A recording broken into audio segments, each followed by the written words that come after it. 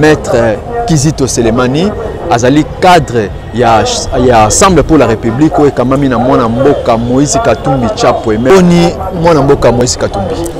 Moïse Katumbi azali bien. Mokonzi ya mboka auti kozala investi comme président en exercice ya Union africaine. Ezali responsabilité de Bapesi Congo et que Motoko bana ko incarner yango sur le chef de l'État. Sur le plan économique, Afrique est en assez. Est-ce que mon amboka Félix Tshisekedi a relevé des défis? Tel est le cas chez nous ici au Congo. On alimente le Rwanda, l'Ouganda, pendant que nous sommes dans l'embargo. Et ça c'est parce que vous êtes président de l'Union africaine ou comme président du Rwanda. Sachant que Azali ko diriger en tout naïe. Que ce qui mandat naïe s'il y a l'Union africaine et que na est bitumbesilité que vous allez l'échec monnaie. De faire taire les armes à l'Est. On égorge, on tue, on assassine chaque jour. Nous en avons marre. Et nous voulons un président compétent, un gouvernement capable de relever ce défi. Les appels à monter sur le Makenon de Kokabila Ndaza Simakambo Nyoso. Bakatangi bafungola miso. Yepsana Nubaimboka, est-ce que Azana Binoti Sikote Bokabwana et Kalandeko a commis Premier ministre? Tout le monde qui gouvernement, il y a 60 quelques membres du gouvernement qui n'ont rien fait. Voilà. Bazali dépense pour la République.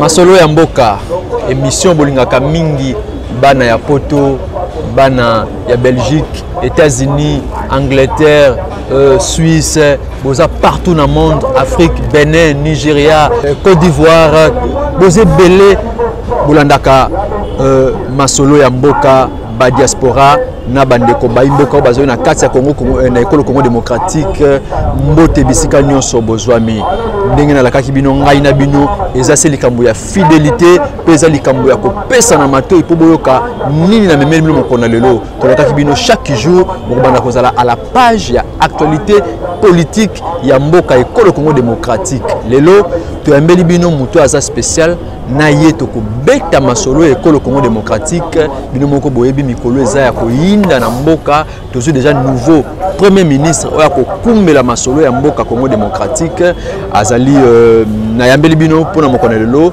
Maître Kizito Selemani azali cadre ya Ensemble pour la République ou ekamami na mwana mboka Moïse Katumbi Chapwe.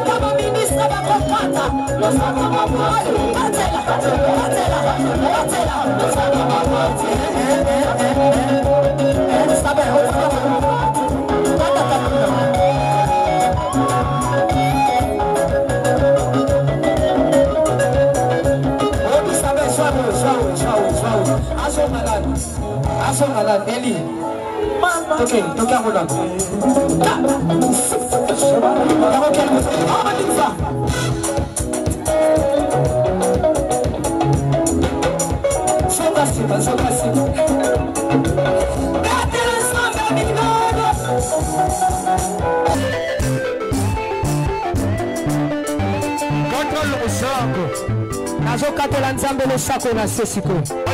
Nazokata losako siko kuna. Nalingi nakatela nzambe losako.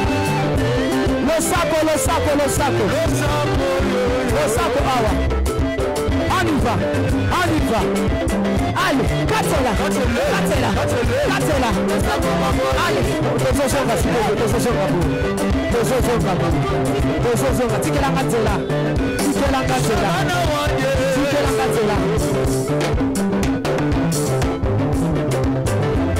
Nazozonga, s'il vous plaît, tikatela. Yoka. Olingi lipal. Olingi kopot. Olingi mosala. Bona nini?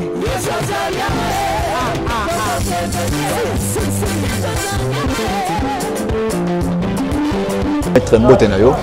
Mbote mingi ndeko na ngai Mbote pe lokola na bayo nyonso bazali kolanda biso na betando ekia na bango. Maître Kizito boni mwana mboka Moïse Katumbi. Moïse Katumbi azali bien, azali se comporte bien.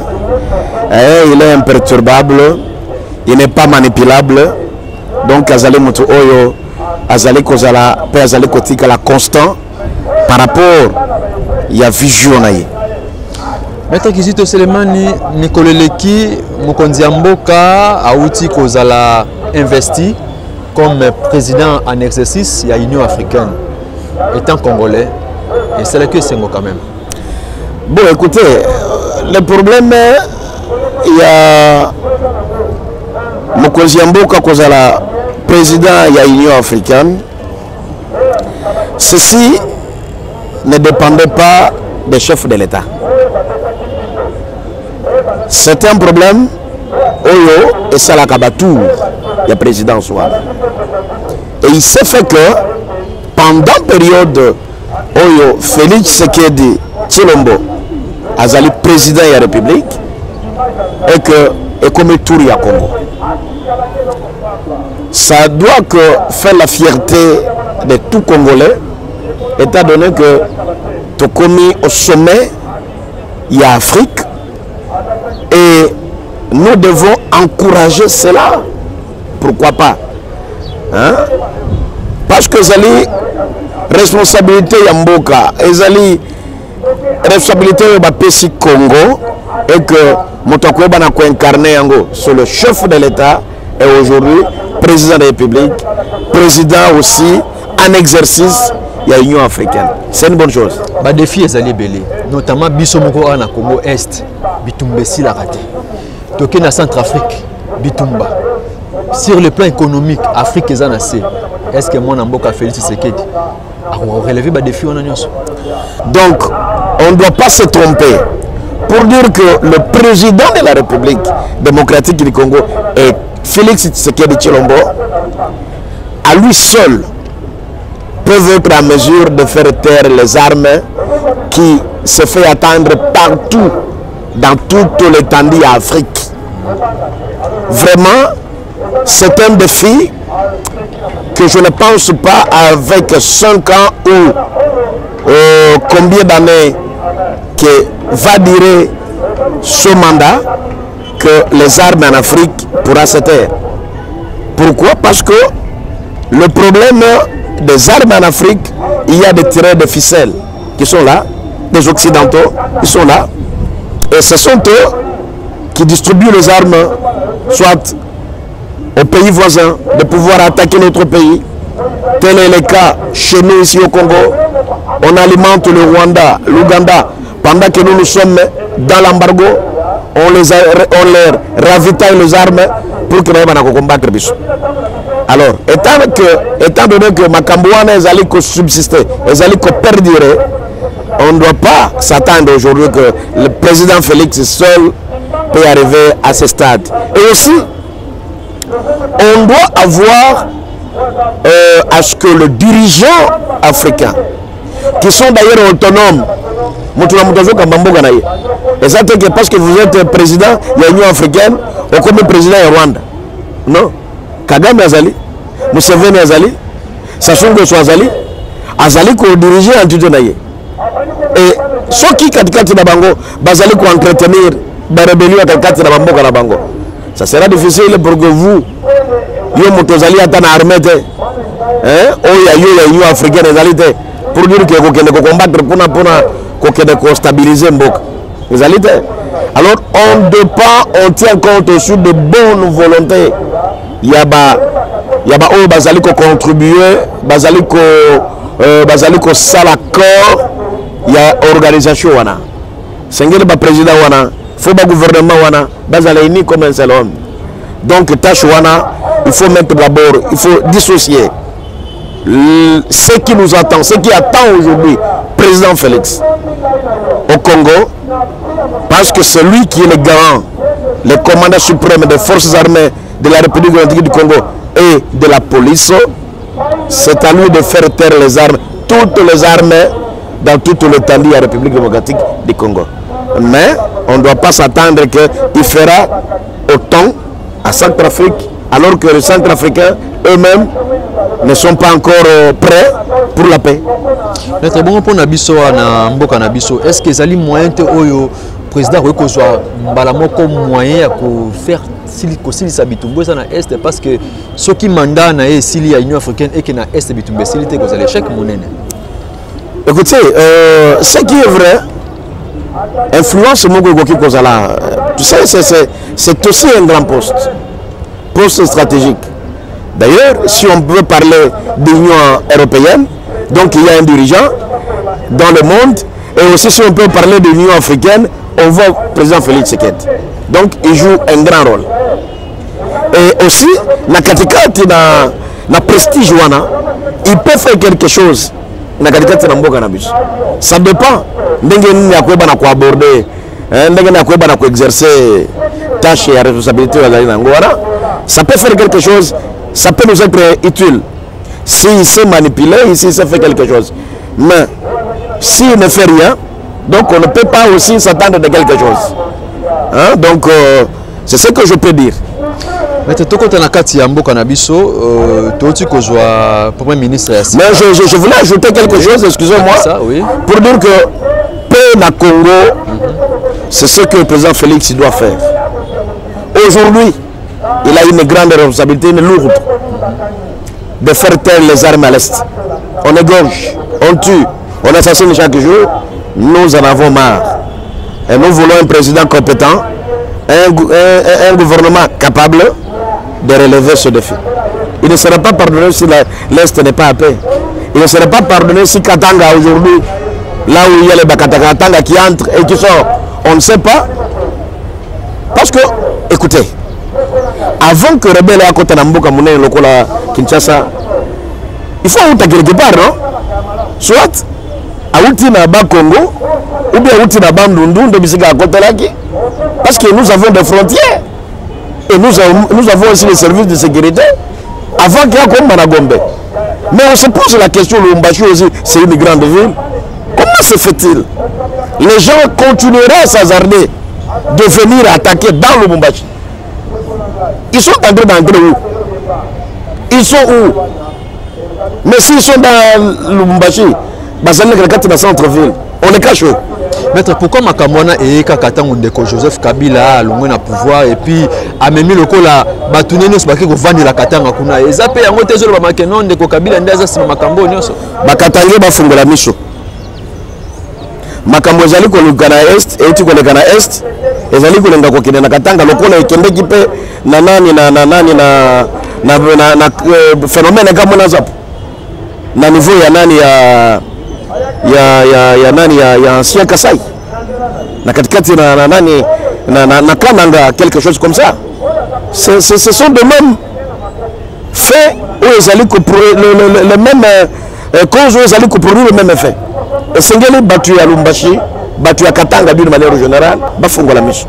Ce n'est pas veut dire que perdre la présidence ou soit perdre le pouvoir, c'est venir insécuriser Katanga. Est-ce que Zali tentative il y a sécession? Écoutez, ce que Zali tentative, c'est voulu par qui? Et aussi, nous devons lutter pour que Congo et Lumumba, Congo et Musée Laurent Désiré Kabila, qui avait dit que je suis d'ailleurs son disciple, n'ait jamais trahi le Congo. Ce sang-là coule encore dans le veine de certains Congolais. Et s'il y aura les uns qui vont s'hasarder pour chercher Yako Kabola Mboka Oyo, ils sont en train de fournir leurs efforts en l'air. Et Bakoko niveau à Kabola Congo. Et aussi, nous sommes en train de dire aux Congolais qui sont manipulés, ce n'est plus le moment. C'est le moment de regarder sous la même direction pour travailler pour l'intérêt général et à Congo. Travailler pour l'intérêt général et à l'école Congo démocratique. Tata Mokonzi Félix Tshisekedi, Nakanisi Olanda Kabiso Malamu, conseiller Nayo, Balanda Kabiso Malamu, Tata, ils ont l'occasion pour Nayo Mokonzi Mboka, le commis double bransard, Yakosili Sabitumba na Est. Pour tout éviter ceux qui est en Abitumba et Silité, argument ni yoko pesa les sous na peuple congolais parce que na moment oyo yondo simbi bwende ya Union africaine. Maître Kizito, actualité monsieur ezali nomination ya premier ministre. Toyoki auti panabino, auta ki panabino, kabwana na ekala, to bozala kana ekaka panabino, azamuta Moïse Katumbi, bakabwana kakala, bazala kaka tilelo. Yepsana Nubaimboka, est-ce que Azana Binoti Siko te bokabwana ekala ndeko o a commis premier ministre? Écoutez, ce que je sais, ce que le président Moïse Katumbi, il a félicité le nouveau premier ministre, donc le premier ministre de l'Union sacrée. Hein? Il a été félicité par Moïse Katumbi. Il y a les gens qui pensaient que Moïse Katumbi est là pour chercher des postes. Il y a premier ministre. C'est ce que je suis en train de dire, qu'il n'est pas contre la désignation, il y a un nouveau premier ministre. Il n'est pas contre. Ce qui est sûr que Moïse Katumbi lui accorde toute sa chance de pouvoir réussir. Et Azali Koyeb, ça y est que nous sommes derrière pour l'aider, étant donné que nous sommes jusque-là dans l'Union sacrée. Alors c'est comme ça que nous devons l'aider pour que Aïbana réussir. Parce que réussir n'a pas Yamboka. Mais c'est pour l'intérêt des Congolais. Qui peut accepter dans un pays, vous vivez dans un pays là où il y a des égorgeurs? Pas les égorgeurs de moutons, ou soit les égorgeurs de vaches, mais les égorgeurs des humains. On ne doit pas accepter ça. C'est comme ça que tout autour, il y a intérêt général. Nous sommes là en train d'appuyer. Donc, s'il va travailler avec la logique de relever les défis, pas la logique de freiner tel que nous avons vécu avec Ilunga Lukamba, en tout cas, nous serons derrière lui pour l'applaudir et pour le pousser, le booster d'aller en avant. Maintenant, on a qui première sortie médiatique n'a pas de la nation, à l'Obelaki notamment, à taper fort sur l'insécurité, à taper fort sur la stabilité à la pandémie Covid-19. Mais il est tant qu'analyste politique, on a défini le premier ministre, il faut saisir dès qu'il y a un bureau.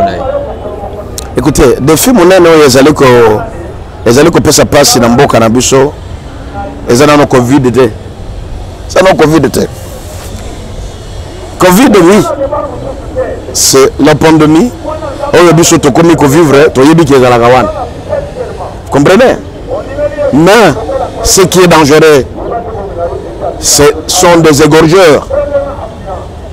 On doit mettre fin aux guerres de l'Est qui a trop duré. Donc, nous commençons par là. Le Premier ministre doit se consentir. Il faut fournir, s'investir, faire travailler Moutunaye pour couper sa kimia na Baï Congo, kimia katikati na mboka oyabiso. Parce que sans kimia, développement n'existe pas. Il faut d'abord la paix. Imposer la paix, c'est comme ça qu'on peut attendre que classe et Kozala. Parce que comment vous pouvez me dire aujourd'hui, école et Kozala Bisika, Bazali Koboma. Moi, je n'ai pas d'école. Parce que là, on tue même les petits-enfants. Même moi, je n'ai pas d'école. C'est-à-dire qu'on ne peut pas avoir l'école, la gratuité de l'enseignement, et que ça n'impacte ceux qui m'y ont été. Et donc, il y a les bosso qui m'y ont. Et donc, il y a mis balai social et les Congolais. Les Congolais vont vivre malam. Batanga malam, balia malam. C'est une bonne chose.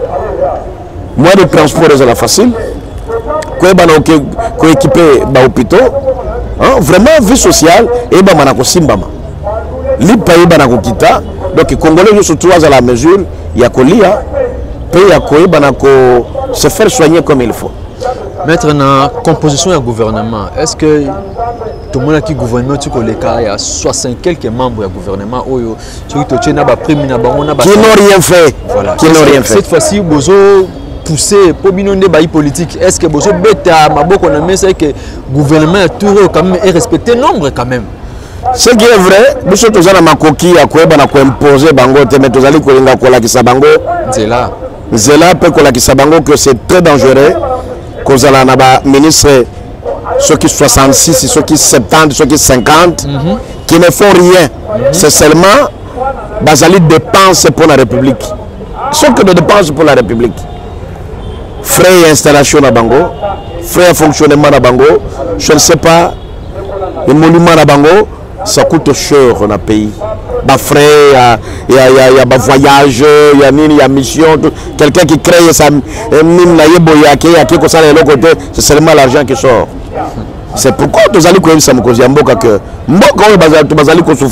on n'a pas besoin de dédoubler, de ministère comme Ebele.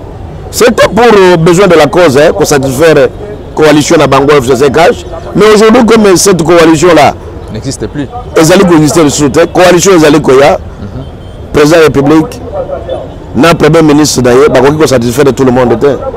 C'est tout à fait normal. Même si on prenait 70 ministres, est-ce que c'est tout le monde qui va se retrouver? Non. Et pourquoi pas qu'on puisse prendre 20 ministres, soit 25. On réduit d'une manière significative et à ce moment-là, on ne peut pas travailler pour l'intérêt. Puis il faut qu'on ait la paix très sévère pour la ministre Wana Bakoya. Nous n'avons plus besoin, il y a des gens qui tournent à l'État pour nous tirer dans le bango. Nous avons besoin de travailler pour l'intérêt général. Contrôle très sévère. Et c'est comme ça qu'on peut changer l'économie en Mboka, quitter en Mboka, et aussi, on doit appuyer l'IGF et d'autres institutions. Ça l'a vraiment suivi. Il y a Mbongo, il y a l'État. Il y a des mandataires, il y a des ministres. Il faut gérer encore. Continuer, il faut le fournir, donner les moyens et pas Batouana. Continuer comme ça et qu'on puisse sanctionner quiconque s'hazardera. Il y a qu'on confondre Mbongo et l'État dans Mbongo et la poche. Mais tu as soufflé moi mouké na pause au pe ma pe moi mouké pour te resonguer l'osima. Na olia bakiti na ba mesa. Ah. Atanya ukondoko. Na mona yo. Na chayo na mwamba. La minito na kata bena katika ta saga fufu. Oui. Allô est-ce que tu bonjour. Boni. Et l'autre côté, et puis qu'il y a mon bureau à travailler tes micros. Donc, dès que tu as une galère à niveau 0. Tout ça, là, oui. Je suis vraiment mingi. Mais je suis labino, moi, je suis dans l'agence Nazareth. Caritas, c'est du sérieux. Oh. Maman, comment est bon donc yo pe ça au fouti mbongo pour partir à Porto biso to ya to jibilo. Na bengi ya Scotty. Agence moi ifonga mi comme na Nazareth.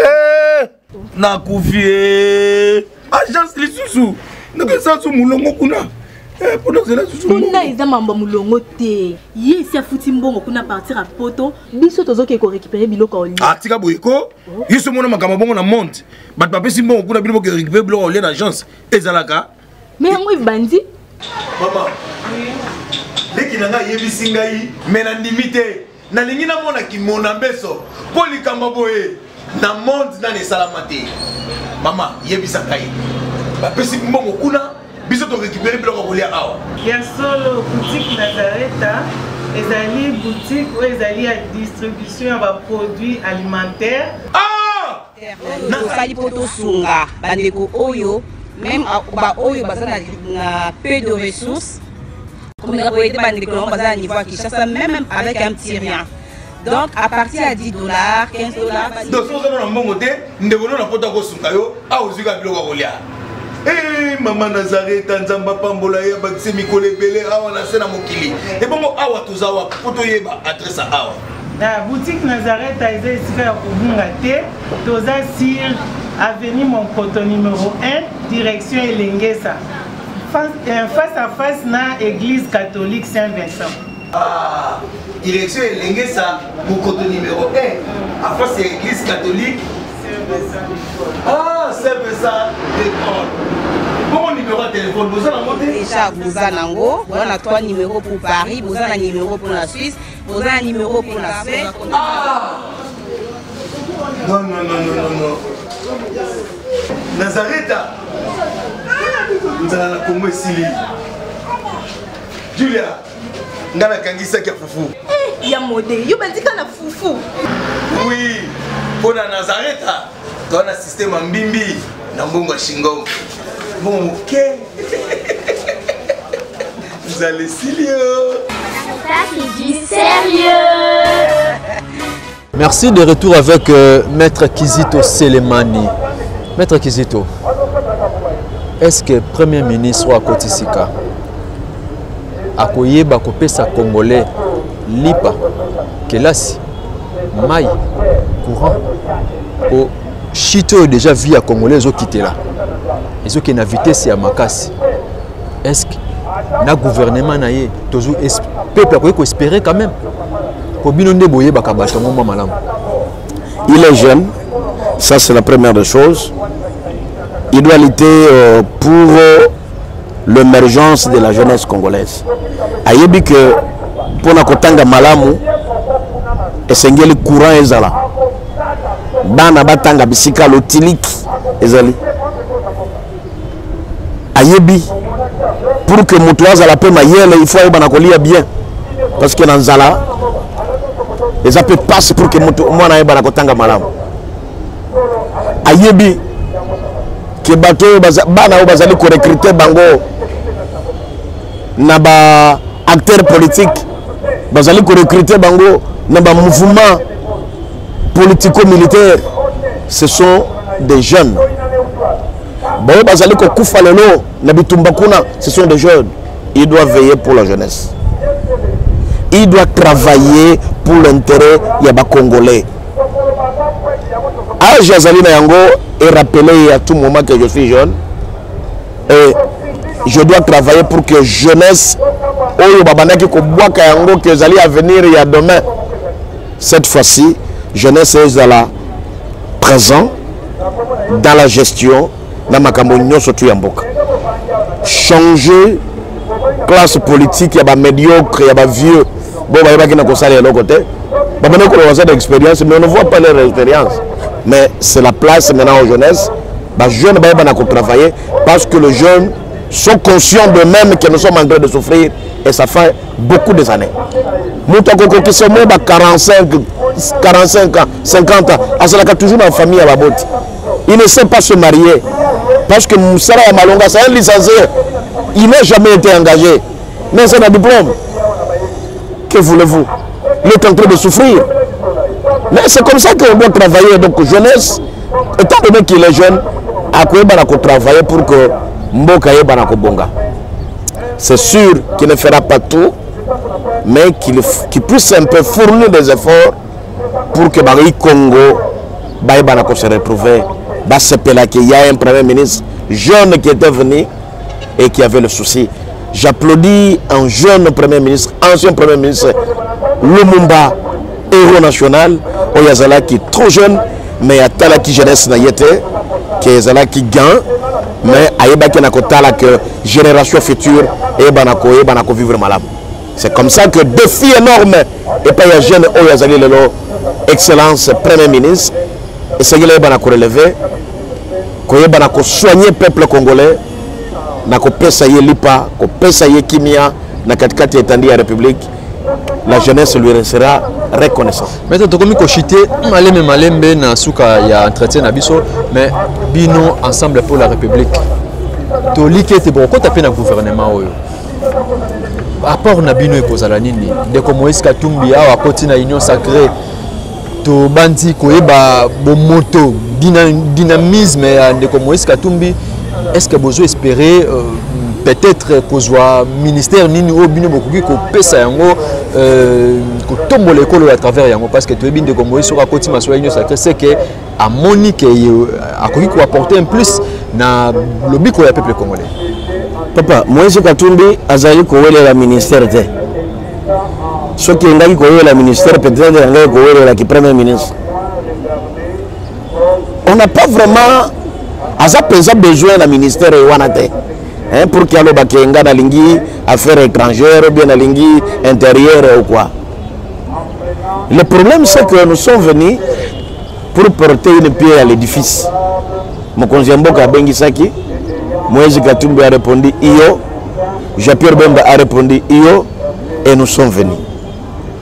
Pour que tu aies la porter main forte, pas seulement dans Mokonzi Mboka, na Baï Congo. Baï Banako Pema. Mbokoyo, c'est possible pour que Banako change na Baïbe Tozali na Yango. Moïse Katumbi est un grand visionnaire. Et aujourd'hui, il ne peut pas se lancer, dans quelque chose où il y a que Ekozane suit à Malamte. S'il est venu, il qui peut faire quelque chose. Hein, pour l'intérêt, même conseil. Il peut donner. C'est aussi contribuer. Vous comprenez? Alors, je ne pense pas si Moïse Katumbi dans une affaire que le peuple sera dessus. Je ne crois pas. Nous sommes fiers avec lui et nous sommes sûrs et certains que sa présence dans l'union sacrée, ça peut faire quelque chose de bon.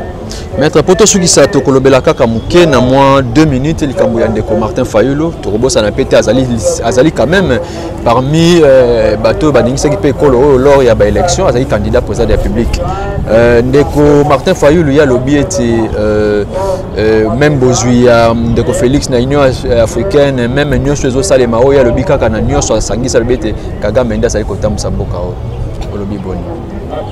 Écoutez, ngai d'abord mutuna zale ko yebisa yo na respectaka mingi Martin Fayulu Madidi. J'ai bâti campagne pour lui chez moi à Kabambare et il a été massivement élu. Na ibaki na ko battre campagne panaye. J'ai des réserves envers lui. Mais ce que je peux dire c'est que je ne peux pas être d'accord que Mboko Yabuso est la diriger la Kagame. Je suis de l'Est et je sais de quoi ces gens-là nous ont maltraités. Et c'est aussi la honte de déclarer, Bissoma Congolais, qu'on déclarait que Tozana Makoki a se diriger, c'est un étranger qui nous dirige. Pour l'angai, ils allaient couper Sanga Sony. Ils allaient malamute. Ils allaient couper les allaient couper Sayo, Kenanda Kunayo, donc Kokakanayo et le côté, voisin Nayon de Assal et la Kayo de l'Okonyosoana. Tu vois, tu ne dois pas se sentir à l'aise. En tout cas, je ne me sens pas à l'aise de voir que Kagame, qui serait le président du Congo, un grand pays comme le Congo, c'est maintenant dirigé par Kagame. Non, ce que moi je sais, c'est que celui qui est là, c'est le président Félix Tshilombo, Ndéazali Mokonzi Mboka ya Congo, qui a prêté serment à qui vous allez protéger mais forte. Kagame, je ne le vois pas. C'est vrai, Kagame c'est un président de Rwanda qui dirige son pays. Et c'est vrai, s'il peut avoir reçu de même mise, nous devons travailler en synergie pour le Congo, parce que Congo n'est pas égal à Rwanda. Luttons dans ce sens, au lieu que sa faiblesse à la face du monde, que c'est Kagame qui nous dirige aujourd'hui. Bandeko ya SID Mokali, section Mokali Oyo, Bazali ko ganga ko lobaete bango ba yebite makambo ezali ko leka kanti la SID Oyo ndeko Dito Monizi akei na union sacrée bango ba yebi yango te. Maître Gizito, juste un commentaire na yo na kanti ya SID parti cher ya Martin Fayulu ezana député moko akei déjà union sacrée ndenge zo bama. Alors na kanti ya ndako Martin Fayulu tie moi moto. Est-ce que député azali libre ya ko changer na appartenance politique ou comment? Bon, écoutez, na arrêt il y a autre cours au Ebaki na Kobima. Balobi que mandat est mandat ya peuple et que député le colo zali comme on a aujourd'hui, mais tu as peu perdu. Bazali ko ya na union sacrée. Ne soyez pas non plus étonnant que Oya décidé aïe, soutenir vision un chef de l'État. Tout à fait, parce que tu es un élu du peuple. Vous allez élire individualité. Voilà. Vous allez élire, il y a peuple. Donc, et tu peux travailler lorsque l'intérêt, il y a peuple, les allez. Bon, je ne peux pas dire qu'il a raison, qu'il n'a pas raison. Moi, je pense que c'est la raison, c'est sa propre raison. Pour qu'il y ait un accord rallié, pour dire que je vais l'appuyer. Ils ont leur raison de dire que non, je ne pars pas, tel que Martin Fayoulou n'est pas venu pour appuyer le chef de l'État. Il a sa raison. Et les autres aussi, ils ont leur raison de venir. Alors, je crois que c'est un peu ça. Ozali Koloba Nani Kimbansek, précisément na Mokali, c'est mon fief. Moi, je suis là-bas. C'est là où j'habite. Je pense que Mokali, Lelo, Ezali Katikati n'a pas ce ming. Zela Ezalite. Là, il faut que je parle de ça. Zela, la route Mokali, Ezalite. Kobandana ba père Jean, ko kende place wana nyos wana. Donc Zela za malamu kaka na jusqu'au na niveau ya pont. Mais ce que katsi ko kende, sachant monene ya courant ezali ko na likolo. Oyo bazali ko même ba poto pour na ko continuer ko linga ko alimenter ba place mosusu. Mais mutu ko ezali ko tambola na passe mingi. C'est les alités. Et tant que le député est élu, il y a peuple il peut choisir pour dire qu'il allait servir le peuple. Et comme je suis aussi alerté que le Banaba Kondia, population on ne doit pas les laisser en train de souffrir comme ça. Moto chaque jour, les gens souffrent si on peut faire quelque chose. Les allez tronçonner mon corps à mon laïté.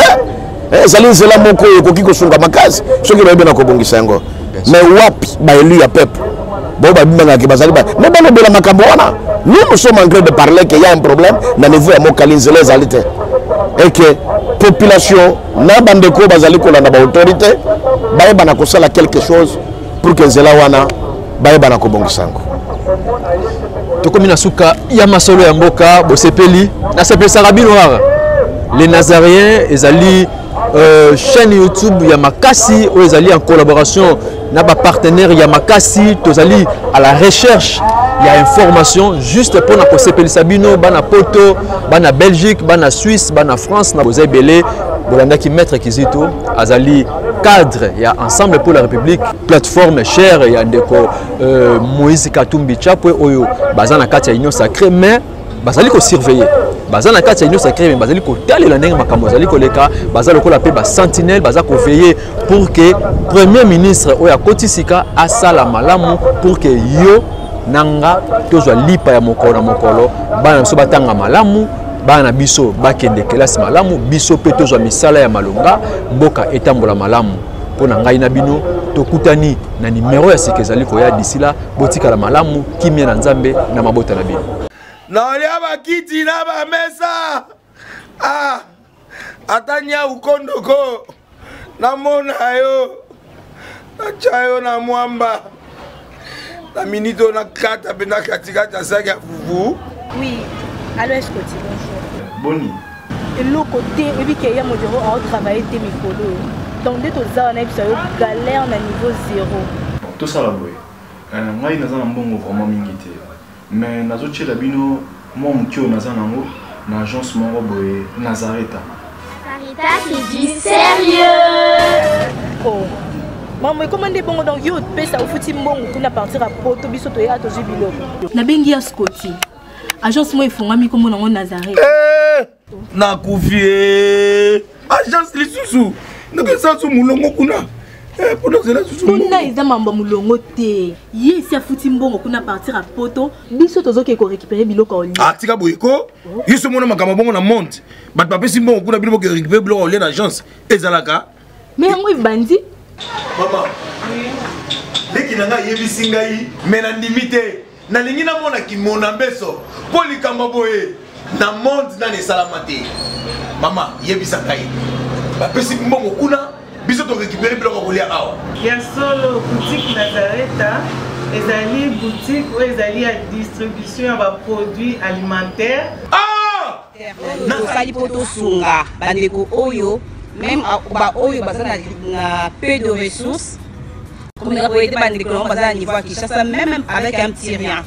Donc à partir à 10 $, 15 $. Donc si vous avez un bon côté, nous devons nous apporter au sungayo à Ozuka Biloko Rolia. Eh maman Nazareth Tanzamba Pambola ya bakise mikole belé awa na sena mokili. Et bon awa tozawa poto yeba adresse awa. La boutique Nazareth Taïza ici à Kubungate, toza sur avenue Monkoto numéro 1, direction Elengesa. Face à face na église catholique Saint-Vincent.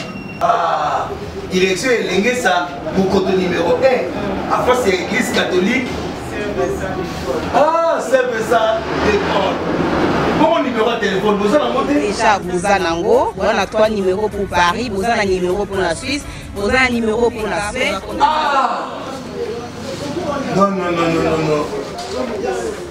Nazareth, nous allons la Congo ici. Julia, nous allons la Kangisa qui a foufou. Il y a modé, il y a un foufou. Oui, pour la Nazareth, tu as un système en bimbi, dans Bongo Shingo. Bon, ok. Vous allez sérieux. Ça c'est du sérieux.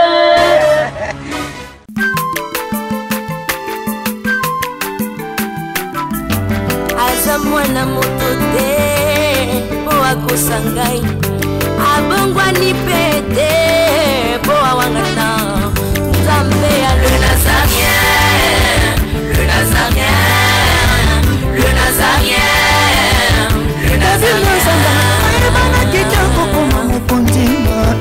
Atako babakola ke mafuta na musakolima lelo ya yo bolingo bateli le Nazareth lipamboli oyo mona na katempeni mama kantelobi kolapye mapapu masope mafuta tokokesitana longo na Nzambe oyo babenga na makomi.